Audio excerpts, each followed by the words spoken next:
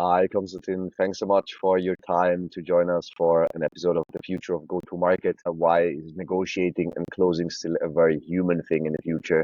AI SDRs, transcripts, and so on cannot create urgency for you, cannot schedule the next call on the call, cannot really go where it hurts sometimes a bit as well, right? It's still a human accountability and skill thing. We've worked together for the last 5 years or so, I think, and like you're still one of the best negotiators I know that also negotiated with me quite a few things. Like, would it be impossible to consider doing X, Y, Z? Maybe great if you can just share a bit about like where you come from, some military stories where you made them, share them, and also three very actionable things that people can press stop or pause right now in this episode and go and implement right away. Well, let's first of all, thank you, Manuel, for taking the time as well. And let's start right away with this. I'll start with the three learnings or the three quick tools that everybody can implement right away. And then I'll give you a bit of my background. The first thing I will tell everyone, which I was in a call on Monday, is ask open-ended questions. And I remember when we studied at the same alma mater university, when I learned about open-ended questions, I thought it was just a tool for us to sound great and sound better at during the classes or during the interaction or during in the corporate world. What I realized is the power of open-ended questions. And I was on a call with a client and I supported him negotiating a 6-digit deal. And he was amazed. I played the idiot in the call. So basically, I said, hey, I'm just going to be here to ask a few questions. And I asked 3 or 4 open-ended questions like, how are you going to decide? When would you like to decide? Who needs to be part of the decision process? And it was amazing, the responses that we had. The first learning I give you is ask more open-ended questions. The second, since we're talking about go-to-market strategies, is I still emphasize on having multiple offers. And people still like shout at me when they say, I don't want to prepare 3 offers. And I still believe that it's so difficult to understand our counterpart, that having multiple layers, and we see this everywhere. You see it on every SaaS solution today, with the premium, with the middle one or the professional one, and the free version or something else. That multiple offers are a key tool for you to get what you want. And then finally, I would say understand that the objective of the interaction is not the interaction per se, but it's the next step. This is what you coined as the date in, date out. You'll find it out in the book as well that I'm publishing, which is called the Hartmann Code, which is make sure that you understand that the objective of the interaction that you're having with your potential customer is the next step. It's not about presenting your company. It's what's the other party going to do about the information they received today. Yeah, 100%. I think what I love about what you just mentioned, and also what we hear from a lot of like entrepreneurs and CEOs and sales leaders, what they struggle with the sales team is also that the team understands it's about doing. It's not about reading, or it's not about like being on a call and talking. It's about progress on progressing deals to closed X, to won or lost, right? Like that's one of the biggest challenges we see. And that became harder for people to manage sales velocity, how fast they come to a decision within weeks or months and not quarters or never. And what you just mentioned, it seems like such a simple thing to ask an open-ended question. I remember back at University of St. Gallen when it was my first year, like second month, and the teacher, the prof was basically ending what was supposed to be a Q&A section within like 30 seconds. Because people said like, do you agree with what we just said? Yes. Like, do you have any further questions? No. What would you do this as well? Yes. The whole team for 15 minutes, they had prepared like only these 3 closed questions, and they've been stunned. The professor told them right away, look, I'm not going to give you like an average or even good grade for this, because you only ask closed questions. You learn zero. You ask, and they're like, what are you going to do with the other 40 minutes now? They did not know. So if you don't go into like the uncomfortable zone there and ask these questions where you can get a no, you can get very uncomfortable stuff, it doesn't work. How do you see AI and basically the age we are in, where people like write a message versus pick up the phone, where people ask for yes versus like really want to understand on people's behavior, on sales reps' behaviors that you need? Exactly. And what you're saying here is that the role of AI for me is huge. I'm using it every day. I'm using it as a coach, as a consultant. I'm using it when I'm writing in my emails. I work in French, German, and English, so there's no way that I can manage these languages perfectly. And I use it as a sounding board. And this is what AI needs to be. And we had the discussion in the past where I still see people apologizing for using AI when we should be about having ownership about the AI. AI is an instrument. Like any tools that you will see in my book, AI is an instrument. Now you have to own the instrument. Nobody cares in the business world whether you used AI or not. What we care about is, did you do it diligently and is the outcome good? I give you a short example. I use AI for summarizing all of my negotiation meetings, and then I make a summary, ask AI to prepare the follow-up email, and also ask AI to give me feedback on how I did. It will always have mistakes because sometimes when we're doing it in Swiss German, for example, sometimes the dates get a bit confused, etc. And I remember, like, I was about to press send to a summary, generated an email and a coaching point, and then I realized the dates were wrong. I have to own it. AI is a supporting tool, so I realized it, changed it, etc. And that's the point about AI. It's an instrument. It makes you be more efficient, but it's not perfect. It's like any collaborator or intern that you have in your team. They're not perfect from the get-go. They are going to make mistakes. And you cannot just say it's the intern who made the mistake. No, you own it and you make sure that you have the right check and balances. I think what you're mentioning there about ownership is so important because I see more and more people that send email campaigns and they send in their name to 1,000 people. And like, oh, but it was AI that did that. It's like, well, it was your AI, your name, the way you pulled the trigger, right? I mean, it's like, I don't apologize for going to your place as a client. Oh, sorry that I used Google Maps to get here. And sorry that I used a train with like a drivetrain as well and not just randomly walk there and hope I arrive on time. I'm not going to apologize for that. But if I put it into Google Maps and I put in the right street in the wrong city, I'm not going to say like Google Maps guided me there and the autopilot was wrong. I think language is such a powerful tool there where people speak of investment rather than costs and where people speak about use AI for you to help you solve the problem faster versus I outsource it to AI and AI is responsible for my job. And I think what's key here in what you're saying, and I'm going to introduce a bit my military background in just a few seconds, it's who is the owner of the situation? Am I creating a problem for you as my counterpart, or am I creating a solution for you? So we're both Mac users, and I mean, in the business world, doing meetings, trainings, etc., with a Mac is not always the most easy way to work because Office or Google tools are not always like 100% Mac compatible. But when I come to the client, I don't say, "Hey, I'm sorry, you don't have a Mac compatible solution." It's my job to find a solution that Yes, works with my instruments. yes. So that's about ownership. And I think when I was in the army, or I'm still in the army, but I was more on the operation side, we always had a saying, are you coming with a solution or with a problem? Because if you're the problem, I have to solve it for you. And if you have the solution, I have to think about what's the best way with you. So am I collaborating with you and we're talking about solutions, or I'm solving the problem for you? And then if I'm solving the problem for you, then I ask myself, why are you creating problems for me for me? It's a great attitude, I think, to have is I'm here to bring solutions to the client. I'm here to bring solutions to my partners, and I'm not here to create issues because we all have enough issues. I think that's a hugely cultural and identity and incentive challenge as well with salespeople sometimes. What you mentioned about recording calls, right? That's the first thing we always ask. If it's about training, coaching, salespeople about making them better, about implementing new processes or things that help them close bigger deals faster without a higher customer acquisition cost. Do you record your sales calls?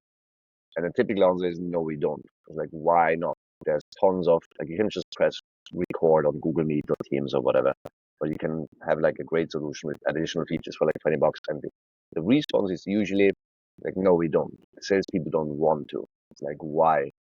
Well, they don't dare to ask if they can record the call because of GDPR. Like, it has nothing to do with GDPR. You can ask, may I record this conversation? Or it's like, yes, everybody's very used to it in 2025. It was different 3 years ago, but now everybody's used to it. And then when I asked, like, okay, so your salespeople are afraid of the friction this AI leverage creates. How are they gonna ask for a 5-figure deal without giving a discount? It's like, yes, you tap into a problem here. And what you're saying is we go back to the situation. If I come with you and I ask you, would it be a problem for us to record a meeting? even if it's a no-oriented question, and I think we'll talk about it later, I'm creating a problem for you. What we change when I coach people on this element, because 99% of the sales calls I have are recorded and I've never had an issue. And then I start talking to people and they tell me, it could be an issue. Then I say, because you're presenting a problem. Is it a problem of privacy for you if I record the conversation? Switch it, switch the perspective and create value. I'm using an AI tool to make a summary of this conversation, and you will get access to it so you can share it with all the stakeholders that will be involved into it. Would that be a real problem for you? I'm creating value for you, and I'm changing the perspective. So when we're talking about recording, if we're focusing on the issue that we're creating for the other party, then we have the wrong lens. What we have to do in everything that we do in go-to-market strategy in 2025, as you mentioned, because of the scarcity of time and the pressure that we all face, is creating value for the other. Which customer or prospect will say, no, I don't want to have a detailed summary of what we talked about. No, I don't want to have a shareable video about what are the key points that we talked about. So I think it's really a question of perspective and intent. It's about coachability. Yes. Do you want to be coached? Do you want to get a better perspective? And if you don't want to be coached, then yes, of course, AI might be a challenge for you. But if you're hungry and you want to get better and you want to get feed from all multiple angles, from a professional coach like me or from AI, then leverage this tool, because at the end of the day, it's understanding yourself better so that you can understand better how you negotiate and communicate, so that you can get faster to closing the deal or to disqualify the deal, because that's still the issue today. I think that's a huge inconvenient advantage for sales leaders and CEOs these days, because they uncover behavior and attitude very fast when they drive AI adoption. When salespeople tell them every time, I am an amazing listener, I ask so many open-ended questions, and I speak very rarely and let the prospect talk a lot. And it's like, okay, great, record the call. I'm going to see if you talk 90% of the time or 10% of the time. I see how many open-ended questions you ask. I see if you speak too fast, which is one thing I am still working on, but I get insights on that, and I'm happy to be coached on that way. And the fun thing is the best people always want more coaching. They're like elite athletes, like record every training session so I can go back and, in my case, boxing, see where I got punched in the face. Like track basically your metrics. And the average ones are like, fine, I'm going to do it. If that's the way how we do things, they do. Bad ones, the ones who basically have 1 year of work experience 10 times, that they go in like, I've been doing this for a decade, so I know how to do it. Like, well, you wouldn't do the exact same job for a decade if you would get better over time, because then you would do a different job, right? Or you would do the same job differently. How do you drive adoption in a sense with the salespeople and the sales leaders in unison? And like, how do you handle that difficult conversation when a sales professional does not want that, or even a sales leader does not want that, because they understand that with the use of AI comes transparency, and with transparency comes accountability? It's a huge question. And I think with the younger and driven professional, it's not an issue. And I don't want to make an ageism, because we have professionals that are older and that are amazing and coachable. So it's really not about age, but it's about people who, I think when you were talking about, I was thinking, what's the emotional resistance? And sometimes we have people who are afraid of being successful. And I have a few cases where I have someone who has all of the right tools, in the sense they listen well, they're very friendly, leveraging many influence tactics that we have in the arsenal. But then they're struggling to close. They have these last 5 to 10 minutes of the call. They are doing everything right, but they're afraid of getting rejected. Yes. They're afraid of being successful, and they just flunk the last 10 minutes of the call. They don't get the next meeting. They don't get a progress in the conversation. So it's about understanding deeply what are the hurdles that they are facing, what is challenging them, because there's no reason for them not to implement these things. It's basics, what we're talking about. You know it, I know it. Sales velocity is about discipline. It's about doing the right thing. So why are we struggling to get this discipline? It's about discipline, but not stubbornness, right? And you shared with me in a briefing for this recording example where you went to Lausanne for a 2-hour meeting. You arrived there, and the prospect only had 30 minutes. what did you do and how would you do it differently today and Yeah, why? that goes back to why I started actually being a negotiation trainer. Is I was I did probably a lot of things right. Went to St. Gallen to study. I'm a Swiss Armed Force officer. Worked internationally for a big corporate for a long time. I went on every continent possible. I worked in Africa, in Asia, in America, in Europe. Came back to Switzerland as a sales leader for that company, and then I realized 19 when I became a solopreneur or an entrepreneur that I still did not know how to sell and to negotiate. I thought I knew, and I've been working on this for the past 20 years, and I knew a lot of theory. And that was for me the haha moment of my entrepreneurship journey. Is I arrived in Lausanne and I made that stupid like 200 slides deck with beautiful images and everything. And I arrive, and I really had a lot of goodwill in that meeting because I knew the two clients very well. I arrive at the meeting, and the CEO tells me he only has 30 minutes. Now, I will still be able to have lunch with his partner, but he has an emergency. And I like to put your audience members to think about this, what they would have done if somebody tells you they only have 30 minutes. And my reflex was, I'm going to compress my presentation, which was 200 slides, into 25 minutes and ask questions for 5 minutes, which was the dumbest thing I could have done. And after 45 minutes of a very, very boring monologue, the client stood up and said, "Hey, I'm sorry, I really don't have time to continue, but we'll be in touch." And then I lost 6 months of consulting with that potential partner, best potential partner possible, because he liked me, he really wanted to work with me. But instead of sitting down and asking him, "Hey, you only have 30 minutes. Why don't you tell me what you need from me?" Yes. Which sounds super simple, no? But I wanted to speak. I wanted to show how great I was. I wanted to show like my capabilities, my experience, my blah blah blah blah blah. Instead of thinking, what does he need? Yes, and I think that's tying back to the story about like selling a suit, right? For example, or a bespoke software solution or an enterprise workflow management solution or whatever it is in life, to be honest. Is it about you and you speaking and pitching and presenting and sharing a PDF, or is it about the other side and solving a big problem for them?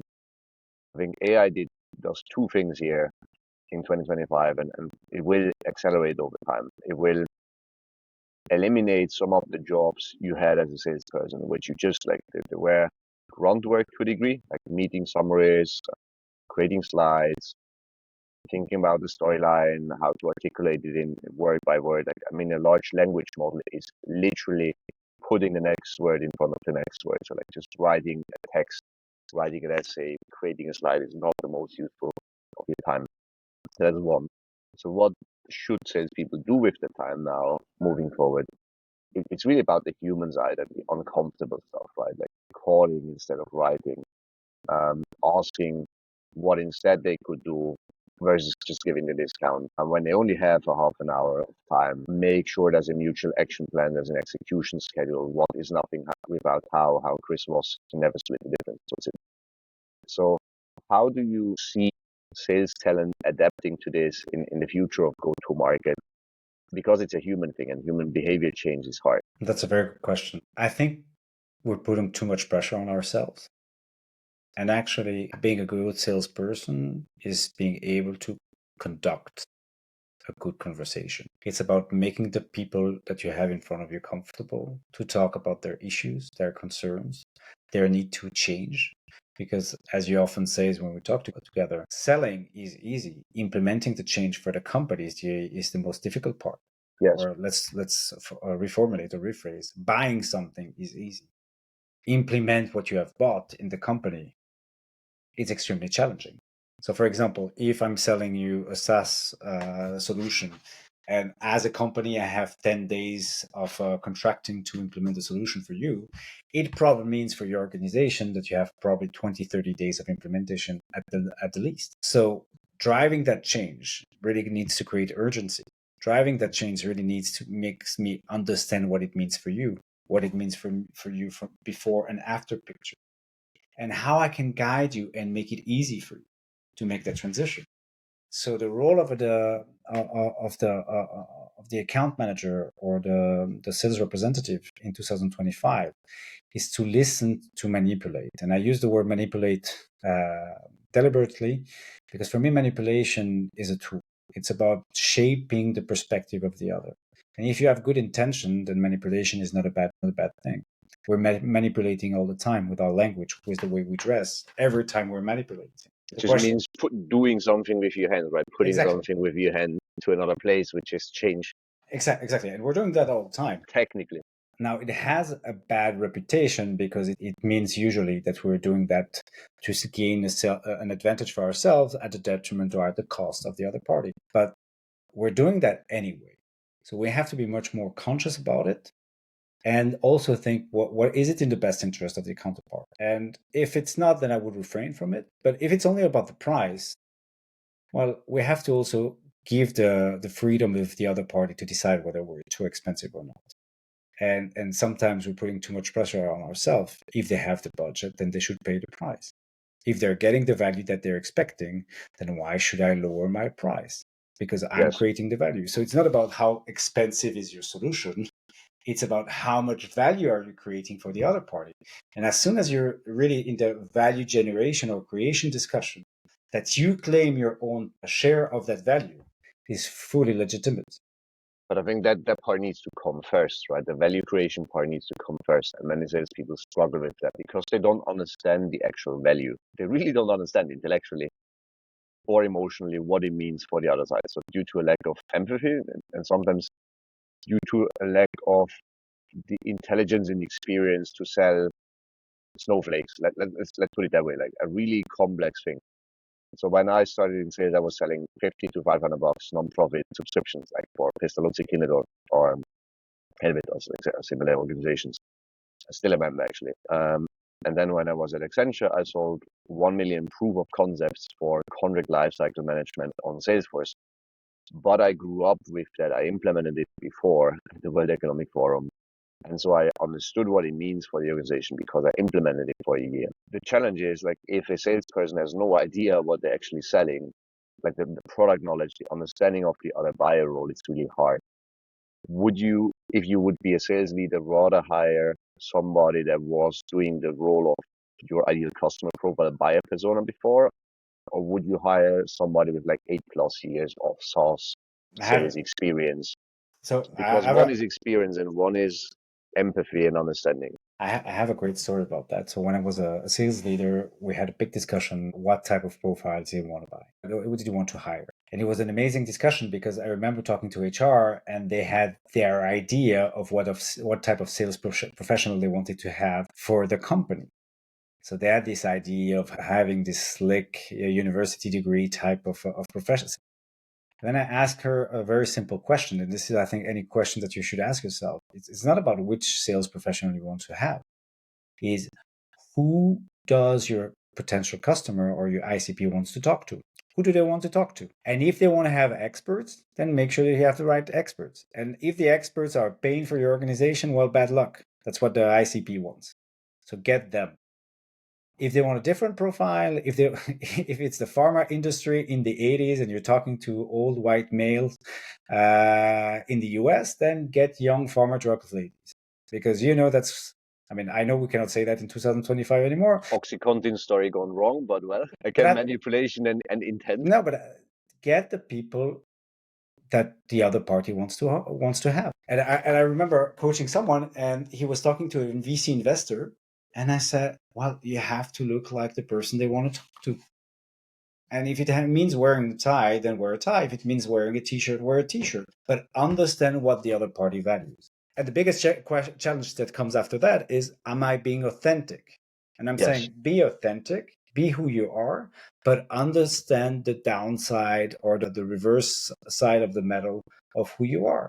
So, for example, me with the tie, sometimes when I come into startup environment, it looks, Constantin with his tie, it's a bit too casual, too formal, and not enough casual. But sometimes it's an advantage. I know that it is what I look like and what type of reaction I generate. But it is also you. It is authentically you, the same way that me going in a black t-shirt to the Swiss Economic Forum and having a glass of wine with an SMI board member is me. And I felt off for myself, but then people told me but that's you. That's how people know you. You in a suit and tie would feel weird to me. Exactly. because I've never seen you that way, because it would be inconsistent.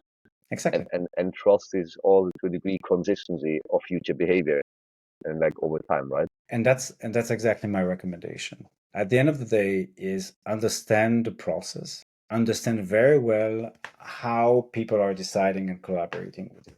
So what is the decision model? Master it, and then build your own playbook, as we talk about. Have your own sales playbook or a negotiation playbook. And then when you have this, then decide what's going to be your style and decide who you're going to be. Because it's much easier to be very good at what you do by being yourself than being very good at what you do by trying to be somebody else. So if you have the great body of a sprinter, I'm not saying don't become a marathon runner, but maybe it's better for you to be a sprinter. It is much easier and more effective, at least for me. This was huge once I realized and admitted to myself that I'm arguably top 1% in like very few things, and like top top 99%, like worst 1% in other things.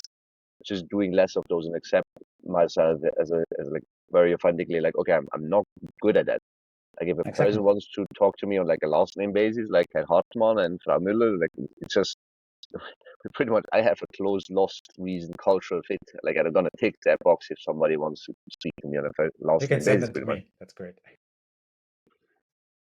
Exactly about that. I had that conversation with a fellow entrepreneur, and it's like, look, we're an in-office culture. We're like 4 days a week. We work in office in Zurich. We have great office, and we have great food, and we have great people, and so on. I was like, yeah, but people come to SalesPlaybook because they appreciate the remote first culture, that they can like eat breakfast, lunch, dinner with their family or whatever, that they can go for 6 weeks to Sri Lanka to work and so on. Like, okay, great, I'm gonna send them to you if they appreciate it because they cannot work with me. But yes, I also have people that say like, I need an office environment to be productive. I need that water cooler chat. I need that like fixed workspace with like pictures and like two screens. It's like, okay, I'm gonna send them to you. Exactly. I think that's where authenticity is so key in the age of AI, in like the future of go-to-market where we head into, to be authentic. Exactly. And it's about building trust. Trust yourself, trust your capability, understand that you need to change. All of the companies will have to change, and you have to react to the market environment. You have to react to the needs of the clients. If you ask me when I started what I was going to do and what I'm doing today, I mean, as Mike Tyson said, everybody has a plan until they get punched in the face. That's exactly the thing. And then that means you need to be able to adjust and react. But reacting to something that fits what you do. And you also need to get better, especially in negotiating and closing deals. To once you get punched in the face, Exactly. not be take it personally, take it with aggression or like retreat. Exactly. If somebody shifts the call, if somebody asks you for a 10% discount, it's not mean, it's not personal, it's not emotional. It's just it's their job. Once we had that, and we had a conversation with a very well known like 8-figure B2B software company in Switzerland. And last minute, like the fourth call, the COO joined like mobile first, so not exactly respect for people with like in their seat, like, hey, let's close the deal, like, let's start. And the COO joined. I was like, hey, just one thing. Like, my job as the CEO is to ask, can we have a skin in the game component here? Because we had the bad experience in the past. And I went a bit angry to Flo, to my COO, right? And I'm like, yeah, but that was kind of a knee jerk reaction. And that's like, was unfair and unexpected. And I'm like, well, if that's his job, and he jumps in last minute every time to ask for a 10% discount, which he didn't get, but to ask for a skin in the game component of 10, 20%, and he does that every time, and it usually succeeds because it's useful. It's not unfair. That's great. I should do that And because that's that's like the 10% discount ask. If it works in 1 out of 3 times, I need like 10 minutes for this, and it's like usually 10K deals. Like it's literally like a 1K in 10 minutes every time. exactly. And I think that's what we're talking about. It's being about consistent. And I think my conclusion at the end when I was writing the book was we've been negotiating for 10,000 years.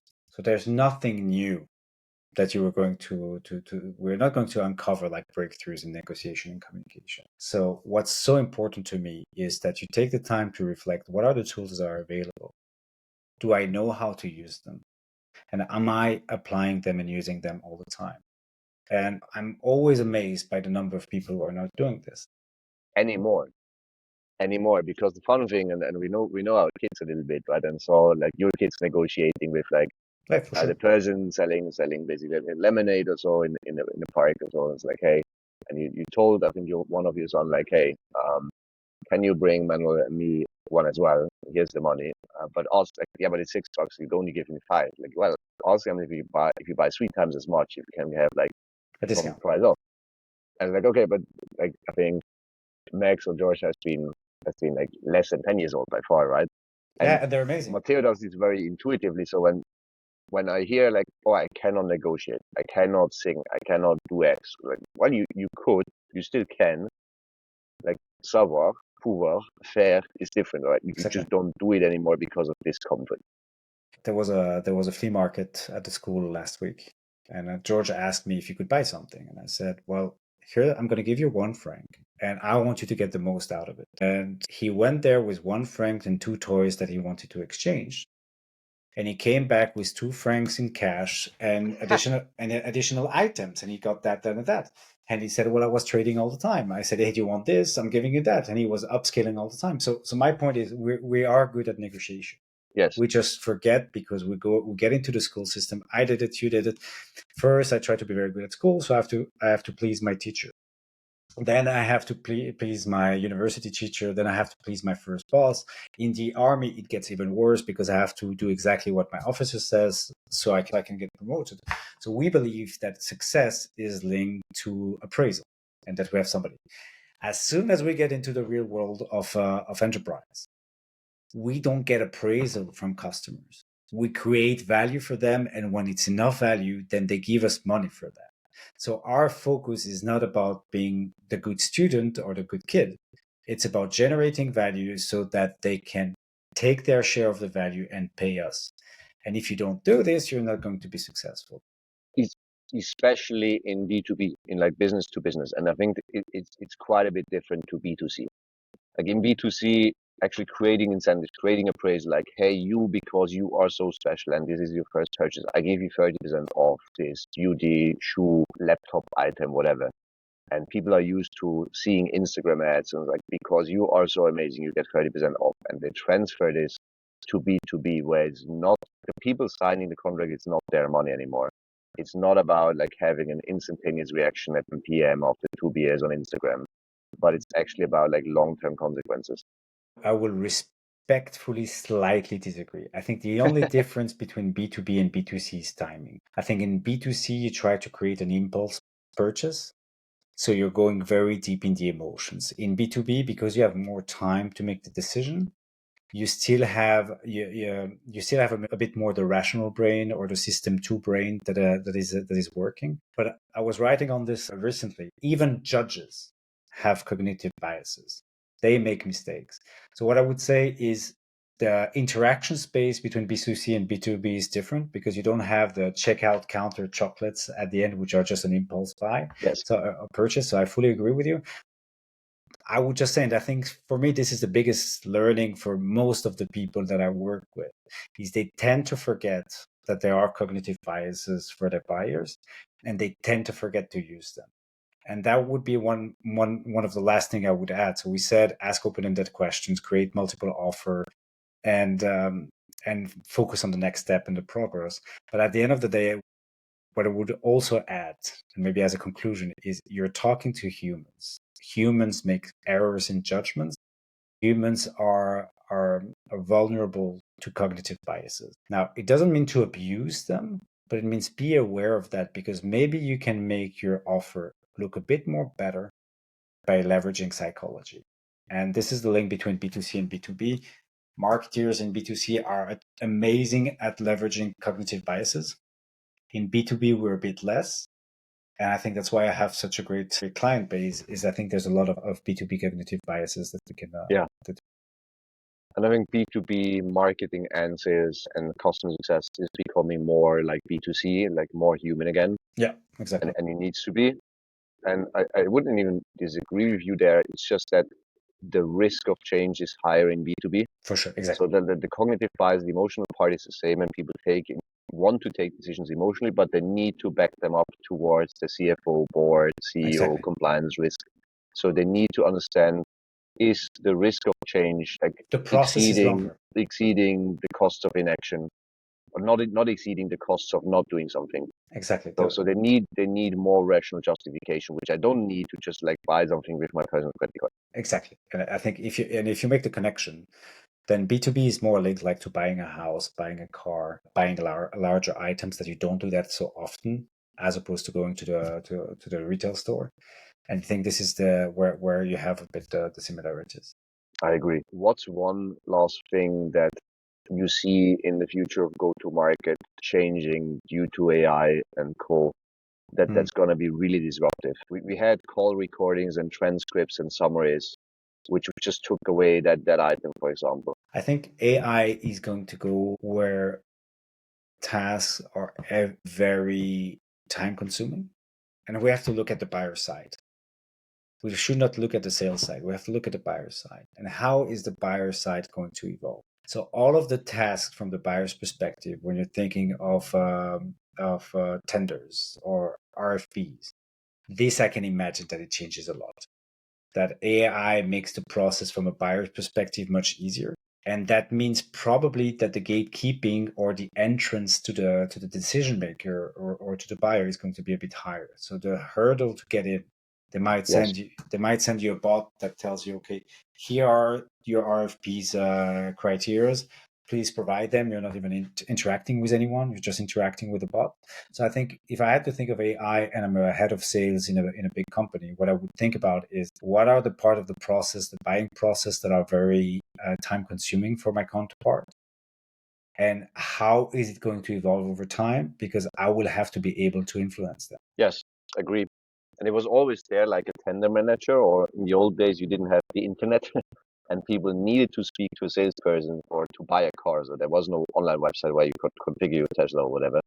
And I think that's just going to elevate, like that trend is going to accelerate. One thing I see there is this pre-qualification part, right? I just had my first experience with iOS 26 call blocker on Tuesday. Somebody sent me an email like, hey, we met a year ago. Now is the time. Can you help us with HubSpot? And I called. So it was a pretty warm call, actually. And then the iPhone was basically picking up and was like, hi, please state your name and intention and why you're calling. I was like, I'm Manuel. I'm calling this guy back because of HubSpot. And then like ding, ding, ding, check. And it shows on his phone. So like the barrier to entry is going even higher, I think. Yeah. And that's exactly one of the things that's going to help us to win is if AI is going to create a bigger barrier to access people digitally through the phone, etc., then meeting in person is going to be more. Yeah, already is, I think. Yeah. What's one question I did not ask you, but which you would like to leave for the next guest that I should ask about the future of GTM? Let me think for a second. What would I ask the next guest? The question I would ask the next guest is how can we gain speed and traction effectively? Because I think this is what I'm realizing today. We need to already have completed the tasks that are planned today, yesterday, to be on top of our game.